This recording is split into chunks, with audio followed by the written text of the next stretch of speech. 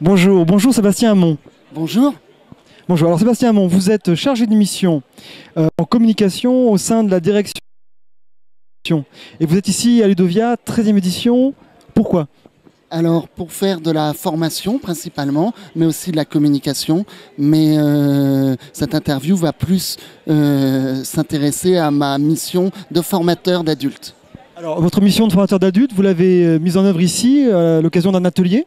Est-ce que vous pouvez nous dire quel était cet atelier? Oui, tout à fait. D'ailleurs, cet atelier s'est terminé il y a à peine quelques minutes. C'était pour apprendre, en fait, dans de l'information et l'éducation aux médias, aux enseignants présents et motivés, à savoir créer des podcasts, donc qui est un élément novateur et de grande qualité pour permettre aux enseignants, mais aussi à leurs élèves, d'apprendre l'éducation aux médias et d'apprendre la confiance en eux et de prendre médiatiquement parlant. Donc les podcasts, est-ce qu'on peut peut-être dire, c'est l'abréviation de quoi? Podcast, pour les gens qui ne connaissent pas le terme. Podcast. Podcast, au lieu de donner une abréviation, parce que ce n'est pas forcément une abréviation, c'est plutôt enregistré comme une émission de radio et ensuite la mettre à disposition de tout à chacun sur les réseaux sociaux, sur Internet, sur les flux RSS, qui sont en fait des flux d'abonnement, voilà, principalement. Donc, vous avez l'expérience que les podcasts sont vraiment un outil médiatique, un support, un média très favorable à développer plein de compétences que vous avez nommées. Donc, votre atelier, comment est-ce que vous l'avez organisé ici à Ludovia?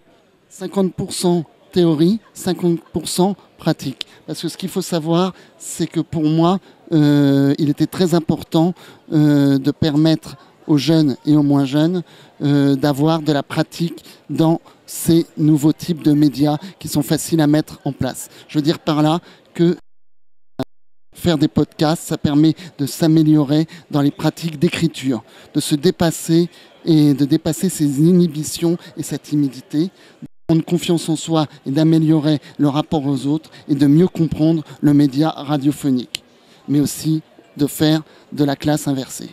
Alors, le podcast comme outil de travail de l'écriture, ça veut dire que pour vous, dans l'activité de création de podcast, il y a toujours une phase d'écrit. On est dans un médium audio, mais ça doit passer par une phase d'écriture. Est-ce que c'est de l'écriture? Donc en fait, ça peut s'appliquer à toutes les disciplines. Selon vous, c'est quelque chose qu'on peut appliquer dans toutes les disciplines d'enseignement? Absolument, mais pour moi, l'écriture est fondamentale, du moins au début, lorsqu'on n'a pas l'habitude de faire des podcasts, lorsqu'on n'a pas trouvé ses propres... Car un podcast qui est fait de manière au début, c'est-à-dire sans préparatif aucun, ne peut pas être un podcast pleinement réussi, du moins au début. Donc, on mélange le support écrit, on associe le support à l'écriture, l'audio, et en termes de... Est-ce qu'on travaille aussi sur... c'est l'occasion de travailler sur l'habillage sonore ou la communication sonore, en fait, aussi, j'imagine? Oui, car un podcast, en fait, ne peut être réussi que si jamais on a une bonne interview, mais aussi un bon habillage sonore et une bonne virgule sonore afin de pouvoir... C'est comme en fait une recette de cuisine. Si on oublie les œufs, la farine, le sucre, bon bah il manquera un goût ou un certain relief. C'est pareil pour les podcasts. La musique, c'est comme le sucre, la farine, c'est comme l'interview brute, et il faut qu'il y ait du liant. Donc en fait, l'idée c'est que les élèves ne soient pas seulement des consommateurs de médias, mais soient aussi des producteurs. C'est important de mettre les élèves en production?